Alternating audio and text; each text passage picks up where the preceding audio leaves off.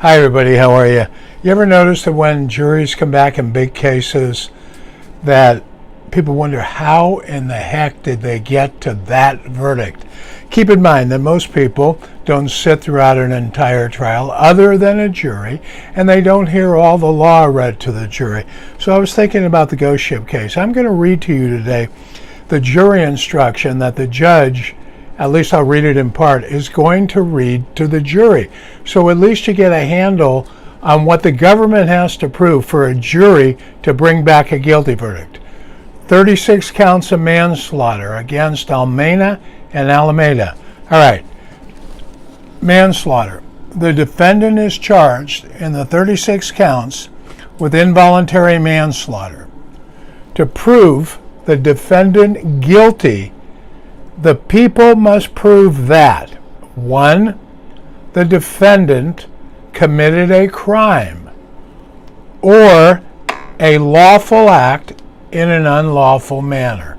Right? So didn't do the building codes, put people into the warehouse when they didn't belong there, when it wasn't zoned for that, when the accommodations weren't right. I assume that's where they're going to talk about the unlawful act. Secondly, the government has to prove the defendant committed that act with criminal negligence and that the defendant's acts caused the death of another. Now, certainly, I think it's going to be easy for the government to prove that the defendant committed a crime, let people into a building that wasn't zoned for that, whatever crime that is, or they were doing a lawful act in an unlawful manner. So say it's okay, it's not unlawful to put the people in there, but they didn't take the requisite precautions. DA will argue something like that. Then, number 2, the defendant committed the crime with criminal negligence. All right? So they did it with criminal negligence. Not just they did it, but they did it with criminal negligence. And that act caused death. That's easy. It cost 36 people their lives. Now, the jury instruction goes on to tell us what criminal negligence is. Okay, they commit an act by putting the people in there, not taking care of the wiring, not doing what they should have done to allow it for habitation.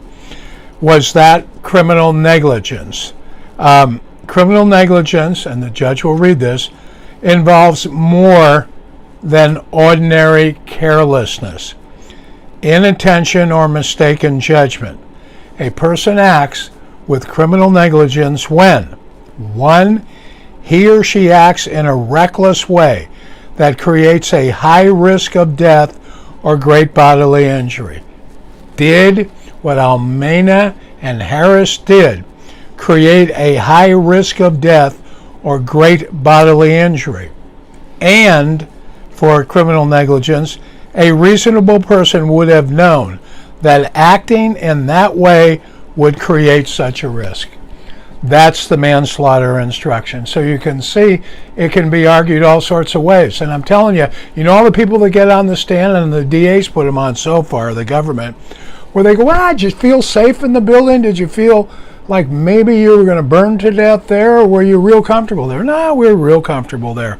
That goes to these instructions because the defense will answer, and number 2 in the criminal negligence, a reasonable person wouldn't have known that acting in that way would create such a risk because there were witnesses that said that. So that sort of puts the trial in perspective. That is involuntary manslaughter.